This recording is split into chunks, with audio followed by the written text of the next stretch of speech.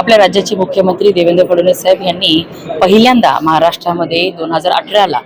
स्टार्टअपचं धोरण आखलं आणि त्यामुळे आमचे सहकारी सुजितजी देशमुख, विश्वजितजी देशमुख यांना ही संकल्पना की मराठवाड्यामध्ये आपले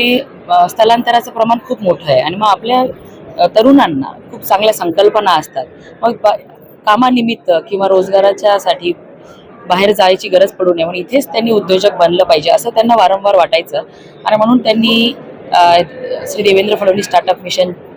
स्टार्टअप शाळा स्थापन केली आणि त्याच्या माध्यमातून ही कार्यशाळा घेतलेली। एकच उद्देश आहे देशमुख बंधूंचा की मराठवाड्यामध्ये जास्तीत जास्त तरुणींना स्वतःचा उद्योग उभारणीसाठी मदत करणं, त्यांना व्यवस्थित गाईड करणं आणि केंद्र सरकार मोदीजींच्या सरकारमध्ये आणि राज्यामध्ये देवेंद्र फडणवीस साहेबांच्या सरकारमध्ये स्टार्टअपसाठी जे नवनवीन आयडियाज घेऊन, संकल्पना घेऊन मुलं मुली पुढे येत आहेत त्यांना चांगली मदत केंद्र आणि राज्य सरकार करते, ती मदत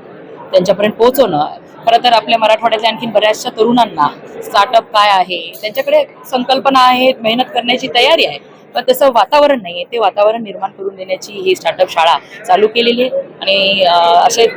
देशमुख बंधूंना शुभेच्छा देण्यासाठी त्यांच्या ह्या नवीन